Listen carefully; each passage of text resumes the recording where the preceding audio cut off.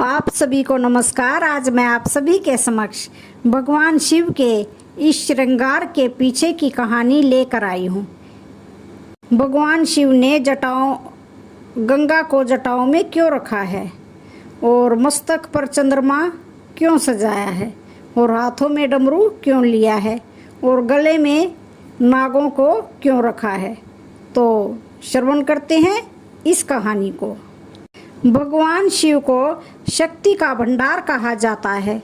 इसी कारण उन्हें महान देवी देवताओं में से एक माना जाता है। इसी कारण संसार में सदियों से उनकी पूजा की जाती है। सावन माह तो पूरा भगवान शिव को ही समर्पित है। इस पूरे माह में भगवान शिव की विधिवत पूजा करने से शुभ फलों की प्राप्ति होती है। जीवन दान देने वाले भगवान शिव को लेकर काफ़ी कहानियाँ कथाएं प्रचलित हैं। ऐसे ही शिव पुराण में उनके रूप को लेकर कई कहानियाँ हैं। शिव जी का रूप देखें तो उन्होंने गले में सांप, जटाओं में गंगा, माथे में चंद्रमा, हाथों में त्रिशूल, डमरू लिए हुए नजर आते हैं। आपको बता दें कि भगवान शिव के हर एक वस्तु किसी न किसी का प्रतीक मानी जाती है। तो जानते हैं भगवान शिव के इस श्रृंगार के पीछे की कहानी। भोलेनाथ के माथे में चंद्रमा का होना।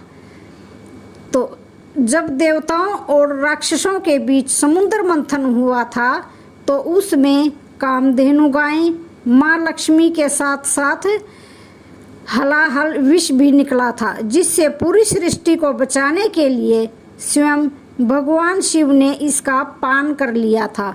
लेकिन विष का प्रभाव इतना ज़्यादा था कि उनका शरीर तपने लगा था। ऐसे में शरीर से विष के प्रभाव कम करने के लिए शिवजी से चंद्रमा ने प्रार्थना की वह उन्हें माथे पर धारण कर ले, जिससे शरीर को शीतलता प्रदान हो। ऐसा करने से शरीर में विष का प्रभाव कम हो गया।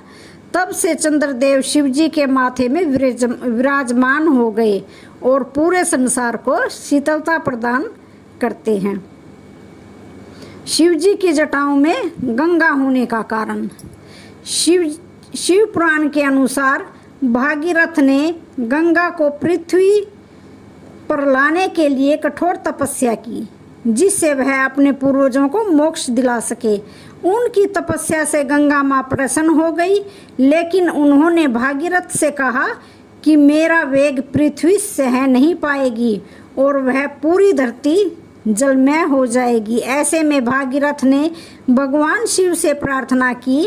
इससे प्रसन्न होकर भगवान शिव ने माँ गंगा को अपनी जटा में धारण कर लिया और सिर्फ एक ही जटा खोली, जिससे कि पृथ्वी में माँ गंगा अवतरित हो सके। शिव जी के गले में सर्प होने का कारण, यानी शिव जी अपने गले में सांप को क्यों रखते हैं? भगवान शिव के गले में सर्प भी हैं। माना जाता है कि उनके गले में साधारण सर्प नहीं बल्कि वासुकी सर्प हैं। समुद्र मंथन के दौरान रस्सी के बजाय मेरू पर्वत के चारों ओर रस्सी के रूप में वासुकी सर्प का इस्तेमाल किया गया था। एक तरफ देवता थे और दूसरी तरफ राक्षस थे। इससे वासुकी का पूरा शरीर लहूलुहान हो गया था। ये देखकर भगवान शिव अत्यंत प्रसन्न हो गए थे। उन्होंने आभूषण के रूप में वासुकी को गले में धारण कर लिया। और शिव जी के हाथों में डमरू होने का कारण, भगवान शिव से सृष्टि के संचार के लिए डमरू धारण किया था। पौराणिक कथा के अनुसार जब माँ सरस्वती प्रकट हुई थी तब पूरा संसार संगीतहीन था। ऐसे में भोलेनाथ ने नृत्य किया और 14 बार डमरू बजाया। माना जाता है कि डमरू की आवाज़ से ही धुन और ताल का जन्म हुआ। इसी कारण डमरू को ब्रह्मदेव का स्वरूप भी कहा जाता है। शिवजी के हाथों में त्रिशूल, यानी कि शिवजी ने हाथों में त्रिशूल क्यों ले रखा है? भगवान शिव जब प्रकट हुए थे तब उनके साथ रज, तम और सतगुण ये भी प्रकट हुए थे। माना जाता है कि इन्हीं तीनों गुणों से मिलकर त्रिशूल बना था।